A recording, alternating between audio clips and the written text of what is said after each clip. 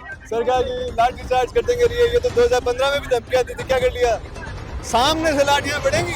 टीकाराम जी जूली हमारे नेता प्रतिपक्ष है, गोविंद डोटासरा के दबाव में नहीं बोल पा रहे बेचारे। आप ये देखिए कि किस तरीके से इस मुकदमे को सीबीआई ने कमजोर किया, चाहे कांग्रेस हो चाहे बीजेपी हो। कौन आ रहा है? लीडर अपोजिशन टीकाराम जूली क्यों नहीं आते यहाँ? अरे वो इसी समाज से है, सबसे बड़ा समाज है। उस गवाह को आप नहीं मान रहे, उस आई विटनेस को नहीं मान रहे, इससे बड़ा गवाह और होगा क्या? सरकार के अंदर बैठे और विपक्ष में बैठे जो गोबर गणेश के मुंह में क्यों दही जमा हुआ है?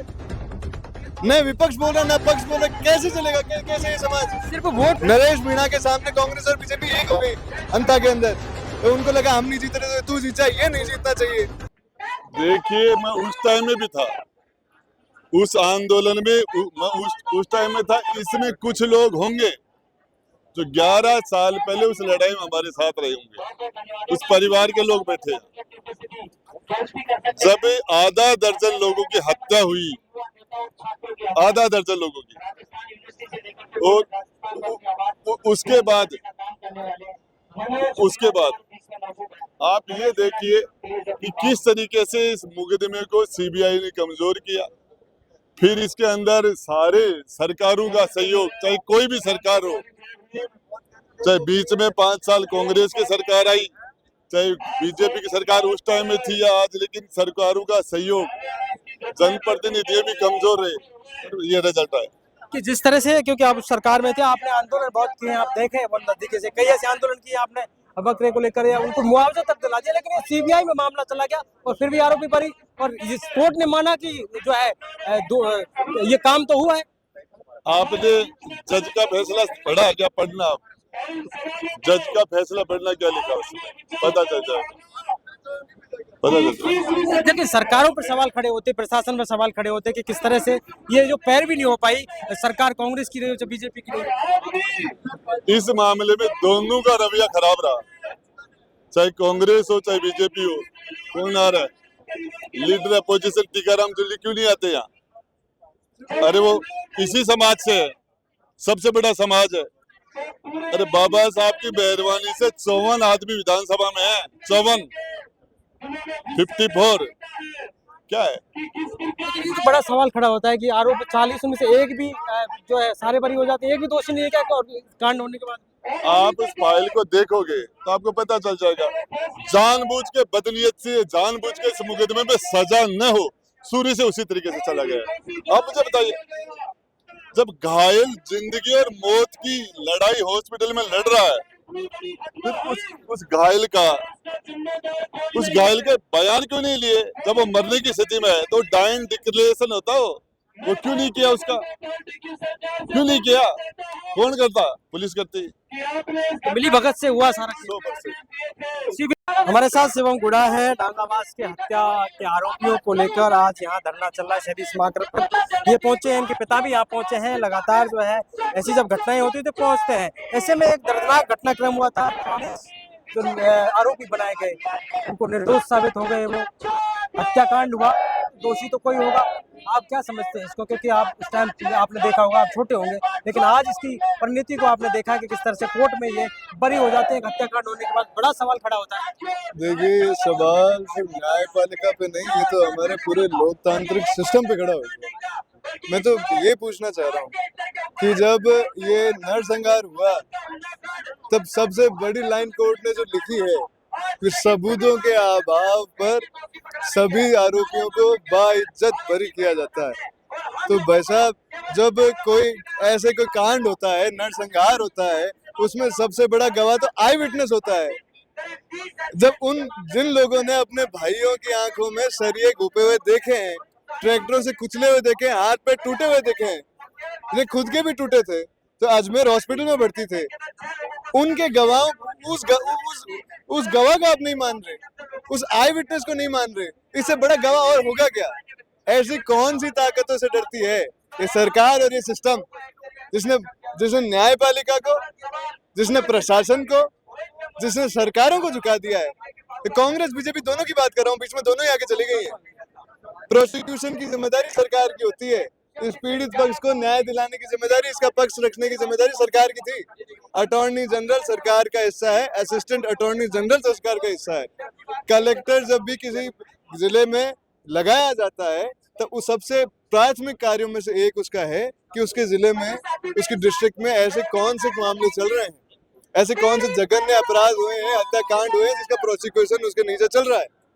डिस्ट्रिक्ट मजिस्ट्रेट नहीं कहते हम कलेक्टर को, ये उसके प्राथमिक कार्यों में से एक है।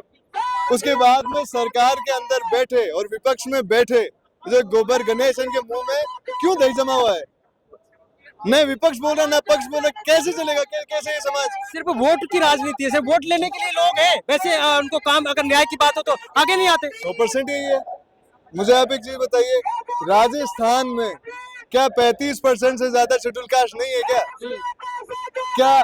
क्या ये विधानसभा में बैठे लोग, चाहे कांग्रेस के हो, चाहे निर्दलीय हो, चाहे भाजपा के हो, क्या ये बिना दलित वोटों के विधानसभा में पहुंच जाते हैं? क्या लोग संसद में पहुंच जाते हैं? पहुंच जाते हैं? क्यों नहीं बोल रहे तुम लोग? तुम्हें विधानसभा में विधायक बना के नहीं भेजा, सांसद बना के नहीं भेजा? अशोक गहलोत को 3 बार मुख्यमंत्री नहीं बनाया, किसने बना दिया? कांग्रेस का तो कोर वोटर है, 100% कोर वोटर है। मुझे आप एक चीज, कांग्रेस क्यों, भाजपा के भी वोट देते हैं हम लोग, फिर भाजपा को भी वोट जाते हैं, दोनों की सरकारें बनती, क्या वो इस बड़े वोट बैंक को नजरअंदाज करके बन जाती है? तो किसका पक्ष ले रहे हो? सामने किसका पक्ष ले रहे हो? कि ये समाज नहीं है क्या? बाबा साहब अम्बेडकर ने इसलिए ये संविधान लिखा था, इसलिए आरक्षण दिए थे। आज मैं आप इसे सवाल पूछता हूँ आपके माध्यम से, विधानसभा के अंदर बाबा साहब ने आरक्षण दिया, लोकसभा के अंदर दिया, उस पे जीत के जाते हैं। ना मुख्यमंत्री बनने का आरक्षण है, ना प्रधानमंत्री बनने का आरक्षण है।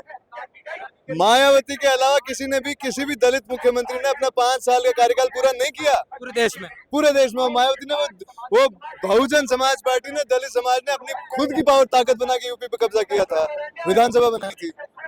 उसके अलावा पंजाब के अंदर चल नहीं रहा 3 महीने, सुशील कुमार शिंदे रहा, वो 1 साल पूरा नहीं करने दिया, राजस्थान में रहा 1 साल पूरा नहीं करने दिया। इन 3 के अलावा चौथा नाम नहीं है। इनमें से किसी ने 3 साल कुल मिला के पूरे नहीं किए। ये है लोकतंत्र, ये है हमारी 80 साल की आजादी, हमारी 15 अगस्त। किस बात का गर्व कर रहे हैं हम? किस बात का गर्व कर रहे हैं हम? आप मुझे ये तो बताइए, क्यों? भाई साहब यहाँ इसलिए खड़े हैं कि कांग्रेस और बीजेपी के सामने ये दलित समाज है ना, ये वोट दे के विधानसभा में पहुंचा है 3 बार, इसलिए डांगाबाज गए 2015 के अंदर, इसलिए वापस ये यहाँ लट बजा के खड़े हैं।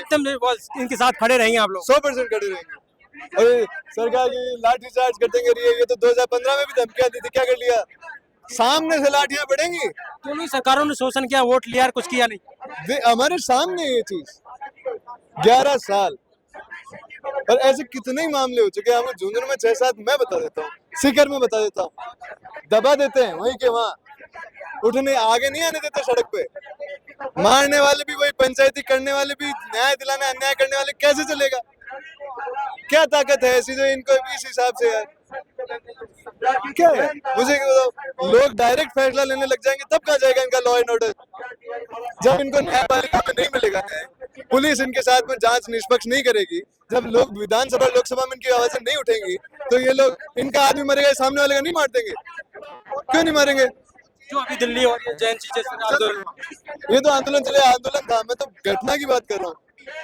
इनको न्याय नहीं मिल रहा। युवाओं की बात करती है सरकार, क्या लगता है? अभी नरेश मीणा का बड़ा प्रकरण है, आपके साथ तो काफी टचमेंट रहा है, आपके वहाँ पे भी गए थे, आप उनके साथ रहे थे, गोड़ा साहब भी यहाँ पहुंचे थे, तो किस तरह से देखते हैं? अब उनकी जमानत रद्द करके जेल में भेज दिया। देखिए वैसा दोनों पार्टियों की मिलीभगत है, 5 साल तू लूट ले, 5 साल तू लूट ले, 5 साल हम शोषण करेंगे, 5 साल हम शोषण करेंगे। इसके सामने वो कमजोर कैंडिडेट दे देता है, उसके सामने वो दे देता है। अशोक गहलोत के सामने वसुंधरा राजे कमजोर कैंडिडेट दे देती थी, वसुंधरा राजे के सामने अशोक गहलोत दे देता था। ये तो सेटिंग करते हैं ये लोग हर बार में, जनमानस की, ये जनमत के खिलाफ ये नहीं करते ये बातचीत। अंत में जो 100% हुआ, 100% हुआ। नरेश जी मीणा के सामने कांग्रेस और बीजेपी एक हो गई। नरेश मीणा के सामने कांग्रेस और बीजेपी एक हो गई अंता के अंदर। तो उनको लगा हम नहीं जीत रहे तो तू जीत जा, ये नहीं जीतना चाहिए। ये पार्टियां क्या, ये राजतंत्र नहीं है, ये लोकतंत्र नाम का, ये राजतंत्र नहीं है क्या? इस हिसाब से चल रहा है। युवाओं का आप बोलने नहीं देते, जो बोलते हो उनके लठ मारते हो, मार के देखना, लठ सामने से पड़ेंगे लठ। आपके नरेश मीणा की घटना को क्या साजिश है कि उनको कमजोर करने के लिए चीजें की जा रही है, 100% की जा रही है, इसलिए जमानत रद्द की गई? 100% की गई। जेल के अंदर रखा गया, उस दिन आंदोलन किए गए, लगातार मुकदमे लगाए गए, करा क्या उस आदमी ने और कर दिया क्या इन्होंने?